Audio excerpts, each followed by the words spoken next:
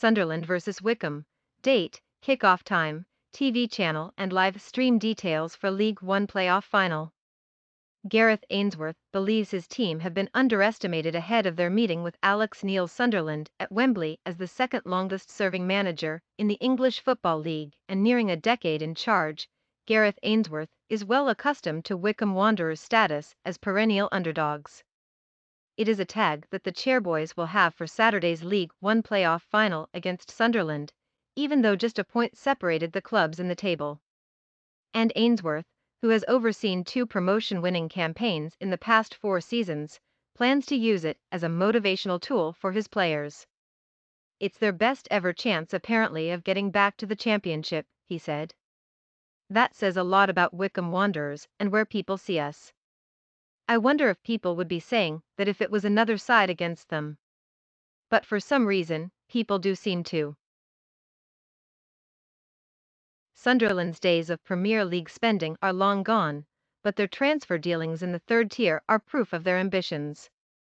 Free signings Patrick Roberts and Alex Pritchard commanded £12 million transfer fees at their former clubs, while loanee Jack Clarke was a £10 million signing for Spurs a few years ago. By contrast, Wycombe's squad is a blue and navy patchwork of misfits, cast-offs, and veterans, players discarded and offered a chance of regeneration at Adams Park. According to Ainsworth, rejection is a common thread that runs through the squad and is a key factor behind their unity and success. "I've been written off a few times in my career," he said. Akinfenwa has been written off for most of his career. Sam Vokes was written off 2 years ago.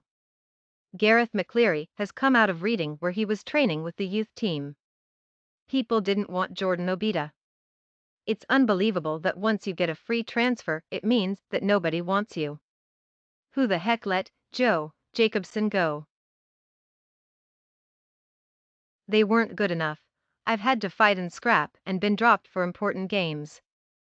I feel like they connect with that and know that I connect with them."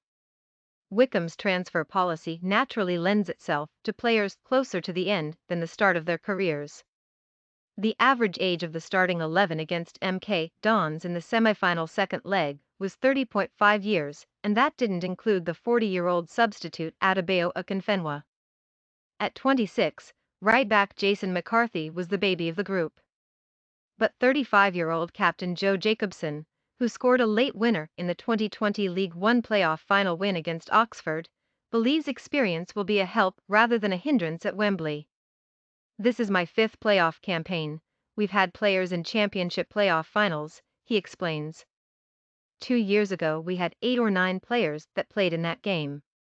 "We've got a lot of boys who have played in the playoffs and we've got lots of boys who have won playoff games, which we hope will be. He will be missed like you wouldn't believe," Ainsworth said.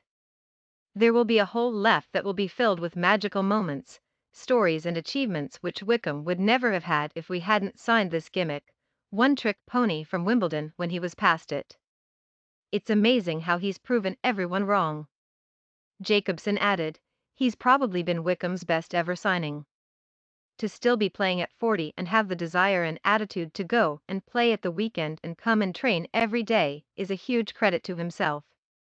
I've made a friend for life. He's going to be a huge miss." As for Wycombe's game plan, Ainsworth insists his side will stick to their principles and not adapt their game to appease their critics. "If you want me to go out there and play the perfect game that will suit Sunderland so they can beat us convincingly and look like a fantastic football team, then you're talking to the wrong guy.